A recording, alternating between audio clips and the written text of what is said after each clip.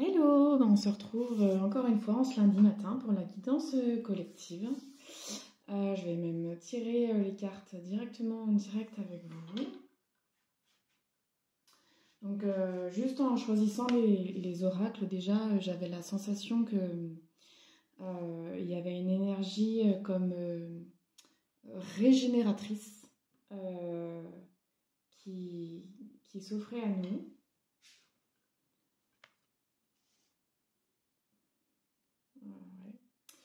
Qui sort, c'est comme si c'était plein de vie, comme si il y avait vraiment quelque chose, enfin un peu comme si on était au printemps en fait, comme s'il y avait une mini-renaissance quelque part. C'est ça que je sentirais.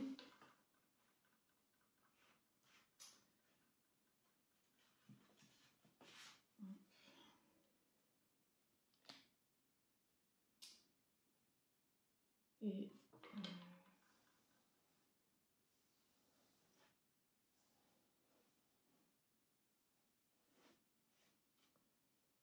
hop là.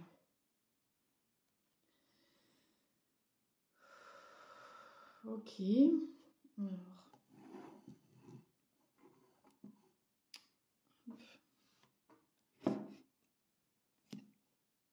Voilà. Essayez de faire en sorte que vous voyez bien. Alors, qu'est-ce que ça viendrait nous dire déjà, juste les deux premières cartes que j'ai tirées, c'est vraiment comme si ça confirmait ça. En fait, les deux oracles, quand ils sont venus à moi, parce que je pioche dans les différents oracles que j'ai en fonction de ce que je sens, de ce qui veut venir. Et les deux cartes que j'ai là, c'est vraiment la sensation que j'ai eue quand je les ai pris de cette fameuse renaissance-là, particulièrement avec ces deux oracles. Et c'est vrai que quand on pioche les cartes, je trouve que c'est quand même assez fort. On voit vraiment une énergie nouvelle. Enfin, je ne sais pas si vous voyez super bien, je vais vous la mettre comme ça. Hop. Vraiment avec cet arbre-là qui grandit, qui rayonne toute sa lumière et qui vient vraiment trouver racine au sein de la terre, quoi, de toute la terre. Et avec ses ailes d'ange là qui se déploient, c'est vraiment ça, comme si on devait aller puiser dans notre intériorité, dans notre fort intérieur.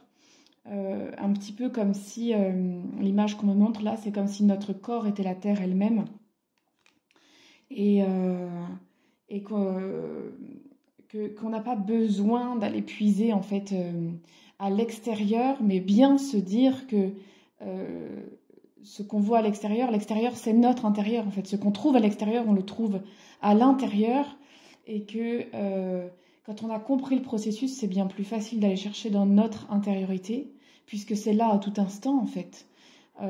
C'est là à portée de main, c'est en mouvement avec nous en permanence, c'est notre véhicule, et donc vraiment tout est à l'intérieur de nous, tout est à l'intérieur de notre corps, et que si on a besoin comme de vivre une renaissance, de lâcher quelque chose, eh bien c'est bien à l'intérieur de nous que ça se situe, que ça se passe.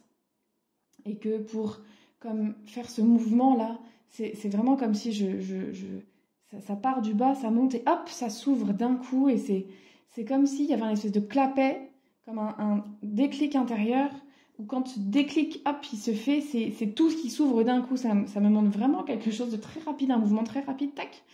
Hop, avec mes mains comme ça, je ne sais pas si vous voyez bien. Donc c'est vraiment... là j'aurais envie de dire que en fait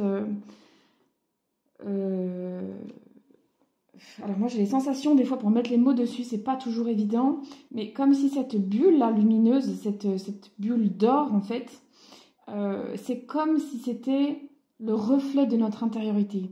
C'est comme si cet arbre ça nous représente, et cette bulle est à l'extérieur de l'arbre, donc à l'extérieur de nous, mais en même temps, il n'est que le reflet de ce qu'on a à l'intérieur, quoi. Et donc, si c'est trop difficile d'aller dans notre intériorité, alors utilisez l'extérieur pour pouvoir y rentrer. Mais c'est comme si on me disait, ne perdez jamais de vue que la finalité, c'est bien d'aller à l'intérieur de soi. Et que ce qui est le reflet à l'extérieur n'est qu'une aide pour aller à l'intérieur. Et donc que tout ce qu'on voit à l'extérieur de nous n'est que le reflet de ce qu'on est, de ce qu'on porte, de ce qu'on vit à l'intérieur de nous. Et donc, si on est touché par des conflits extérieurs avec les guerres et tout ça qui se passe à l'extérieur de nous, eh bien, c'est de se demander qu'est-ce que ça vient chercher chez moi, en fait. Quelle est la part chez moi qui est en conflit, qui est en guerre? Et donc, c'est comme à chaque fois qu'on se sent touché par des événements extérieurs, c'est comme accepter d'aller voir à l'intérieur cette part qui est touchée, en fait. Et c'est en faisant ce mouvement-là qu'on va pouvoir comme faire ce fameux tac, enfin d'ouvrir quoi le champ des possibles et d'ouvrir vraiment notre intériorité à la lumière en fait.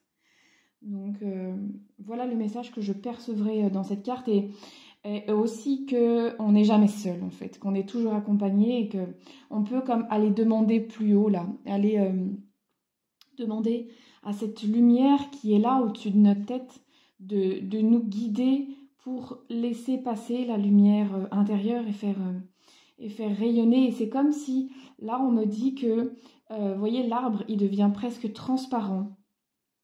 En tout cas, il y a une grande partie qu'on ne voit plus. Et c'est comme si, on m'explique que si on laisse passer la lumière intensément à l'intérieur de nous, alors on devient presque transparent. Ça veut dire par là, ça ne veut pas dire qu'on ne va plus nous voir. Ça veut dire qu'on ne va plus être touché. C'est-à-dire que, un petit peu comme un fantôme, on pourrait, quelqu'un qui voudrait, par exemple, l'image qui me vient pour montrer de façon imagée les choses, c'est comme si quelqu'un qui voudrait mettre un coup de poing, qui voudrait nous mettre un coup de poing, nous traverserait et ça ne nous atteindrait pas parce qu'on serait devenu transparent. Donc voilà l'image que ça voulait transmettre. Et ça me dit que avec cette carte-là, que si tout le monde fait ça, eh bien en fait, moi je vois comme la lumière qui rayonne tout autour de ces êtres-là, tout autour de la Terre. Et comme si c'est ça qui va ramener la joie, en fait, sur Terre. C'est vraiment le fait que chacun accueille la lumière en soi et la rayonne, du coup. Et que si on est tous rayonnants, tous transparents, eh bien, plus rien ne peut nous atteindre.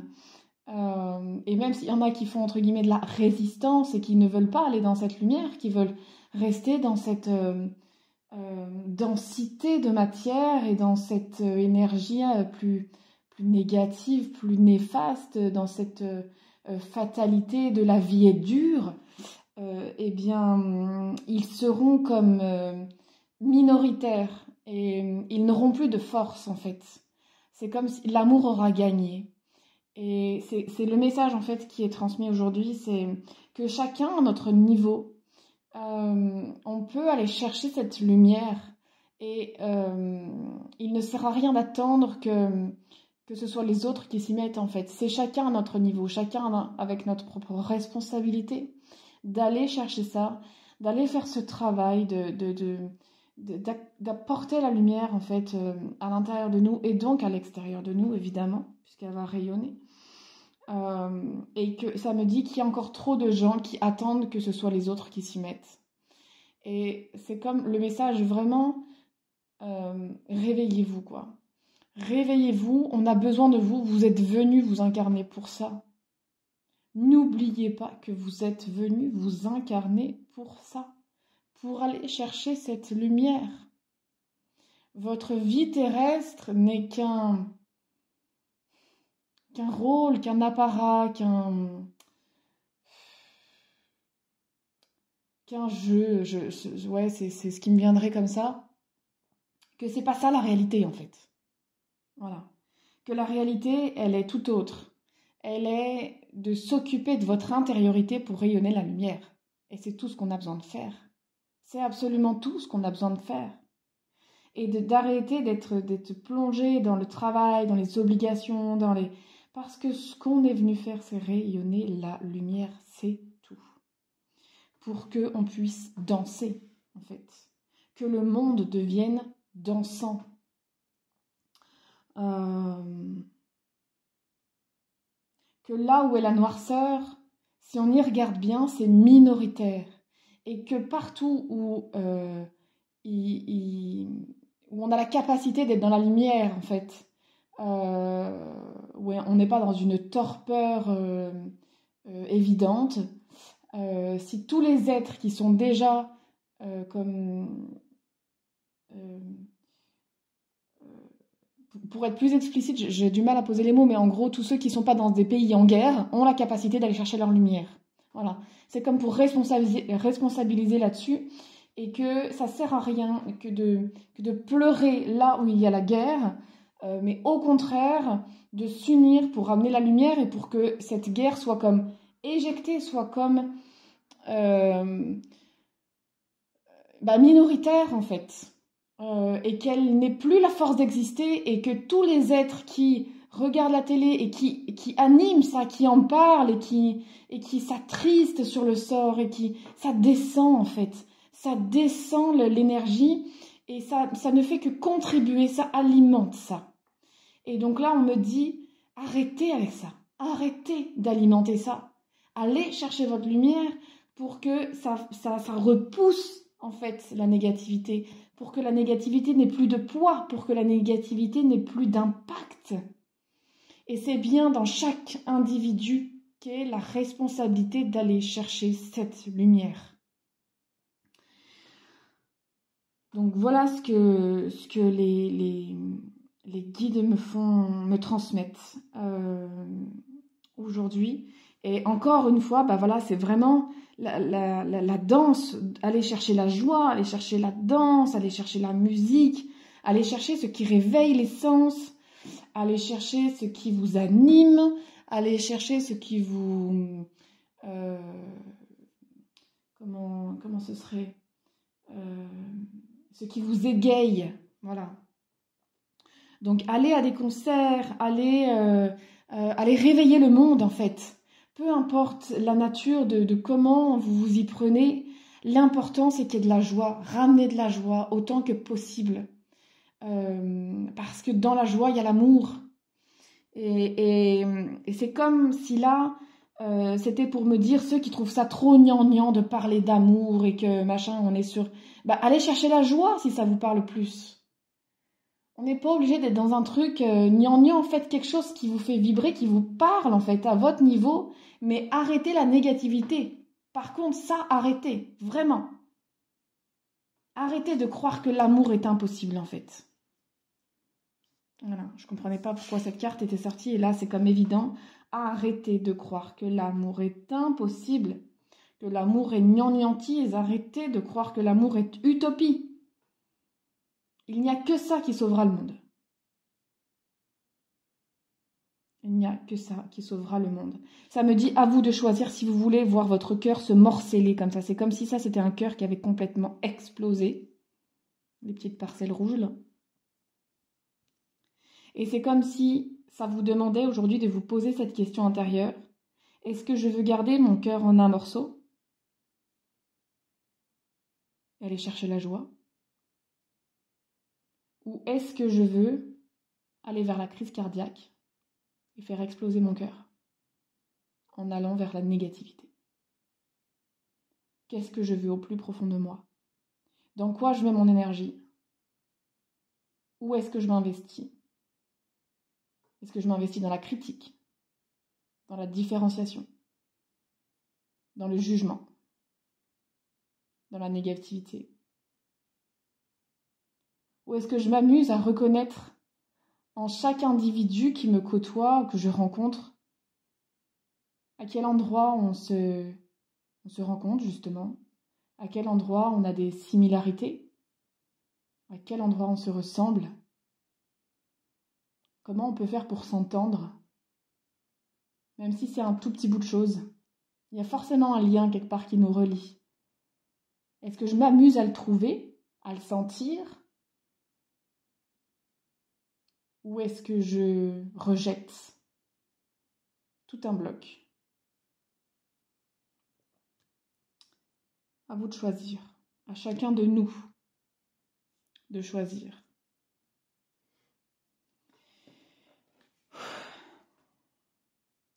Et bien voilà, le message qui devait être passé aujourd'hui.